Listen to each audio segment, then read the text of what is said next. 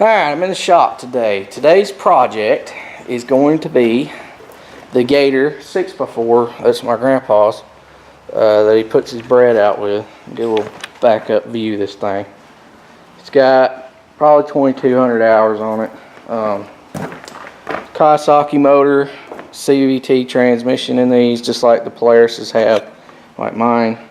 Now what we're going to be doing is this belt needs replacing. Flip the screen around. This belt's got to be replaced. As y'all can see, it's pretty shot. The other thing that I'm going to be doing is I'm going to take this clutch assembly apart and I'm going to replace the bushings that's in it.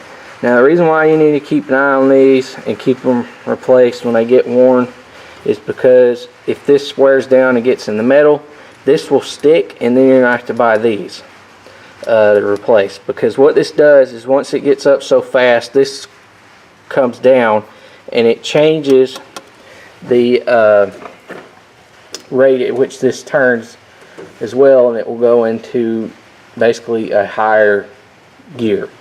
Now CVT is a variable transmission and they have these discs and they expand, and that's how it changes gears. Now that one down there is all the way open, so as it speeds up it pulls closer, so that way it's going to spin slower, so that way your motor doesn't have to work as fast to maintain a faster speed. Now this one is all the way in for starting out.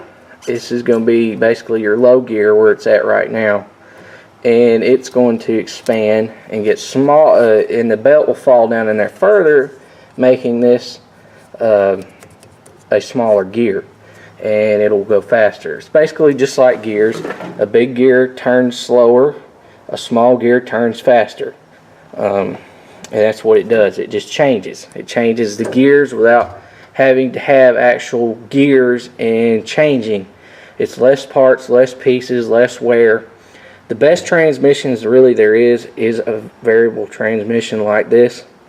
They would be in cars, everything. We're starting to see these in agricultural tractors, but they have chains. The difference in one in a car is chains. Now I don't know exactly how the tractors are doing it because I haven't been into one, but the cars have chains, and their chains are just basically the shape of these belts. They have a bunch of small little thin links in it, and they're really heavy, and they're basically the shape of this belt, but they take more abuse. They're made of metal, and they have chain, and they call them chains, but they're basically metal belts is what they really look like and are.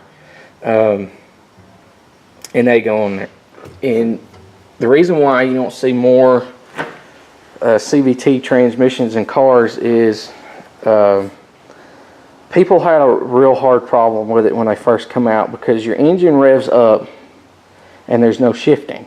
So a lot of people would let off the throttle and get back on the throttle back and forth because they were confused because they couldn't feel the car or something shifting, and it caused issues with them. So what they did is they went back in now, and a lot of cars will have a CVT, but they'll have built in to where it feels like it's shifting, and it's not. And that's how they went around that, because people were so used to the regular transmission shifting that they were actually causing issues on account of it. The transmissions generally don't give a whole lot of problem. They're simple, they're straightforward, there's not a lot of moving parts like a regular transmission, and they work really good. And that's why you're seeing them more now on agricultural machinery, because with this you can set, or a variable transmission, you can set at any RPM and at any speed, and they work really good because there's not a lot of parts. They're easy to work on. They're just a lot cheaper in general as far as to build them and everything. And right now they're promoting them on bigger tractors as this fancier promotional stuff, but I look in the next 10-15 years they'll be on everything except for just basic cheap tractors that are still using the old stuff. But I look for these regular manual transmissions to be phased out. Now what I wanted to look at too is I went to Deere and we're going to look at the prices here. I'm going to set y'all up. I've got a belt for this, and those little plastic bushings that are on there, I bought those that I'm going to be replacing. There is 6 of these in this pack.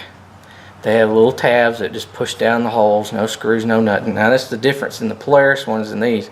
The Polaris ones actually have screws that go down in there, where these have little push tabs, which I would think would cause it to break easier.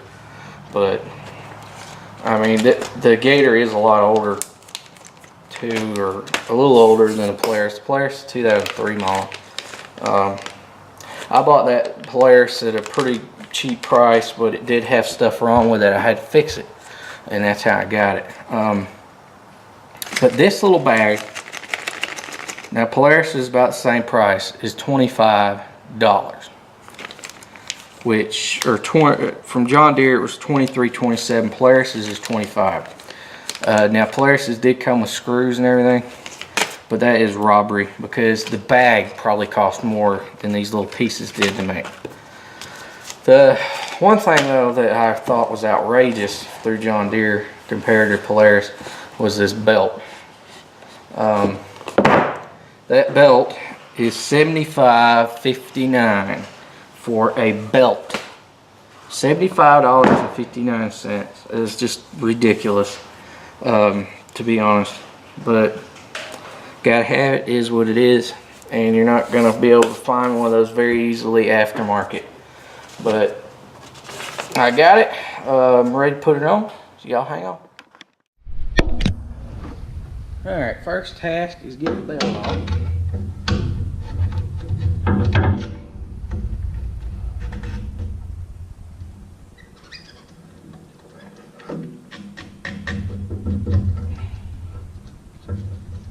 And no, I'm not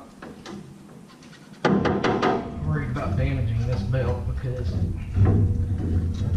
it's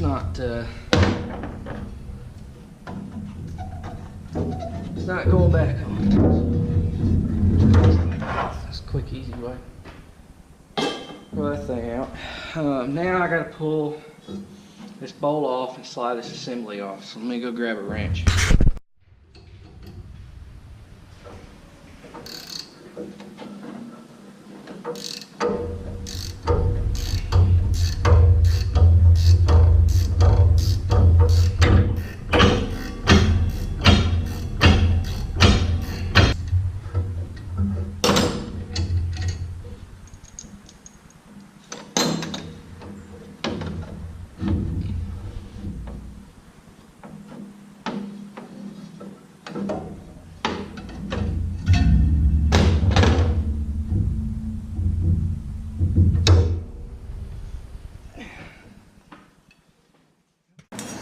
Alright, so what you do to replace these is you simply take a screwdriver or something and you wedge it in between, like right there, and you pop it out.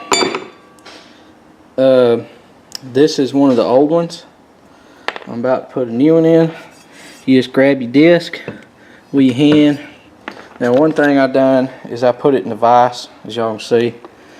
And you grab the bottom disc, this disc, and you twist it. So what I'm going to do, I'm going to pull this disc around like this.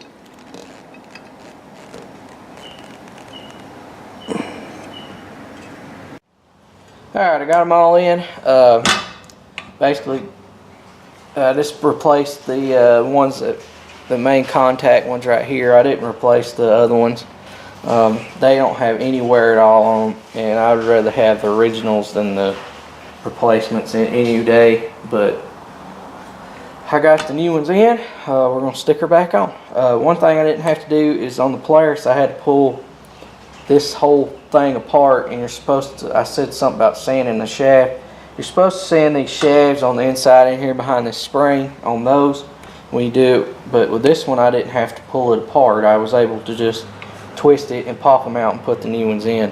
Where the Polaris has the screws it goes through, which I do like, but you do have to take it apart to service it, versus this one you don't. So let me stick it back on.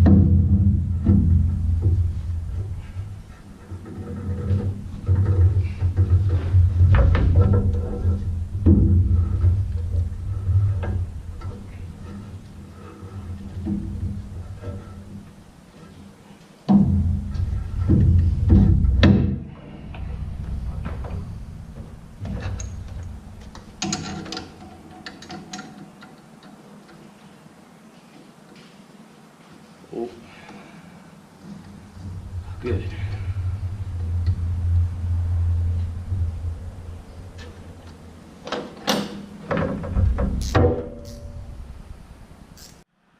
I don't know if I told exactly why I did this. It was jumping bad. You'd hit the throttle even when you just barely touch it, just trying to take off smooth. It had a bad jump to it. It jolted you. You know, my grandpa was kind of rough, so that belt was slipping and it had to spool up so fast before it finally catch.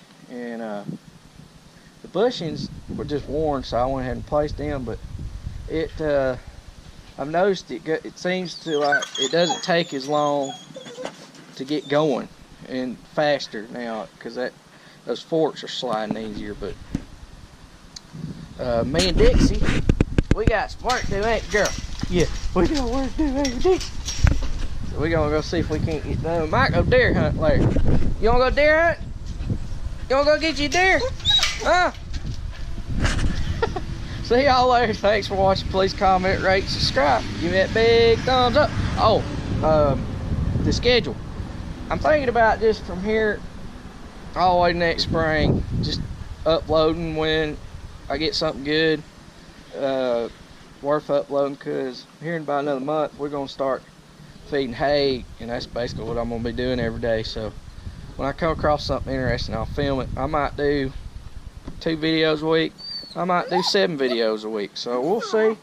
But it won't be the same every other day schedule. But one way to keep track of when I'm posting videos though is if y'all hit that subscribe button, it can notify you.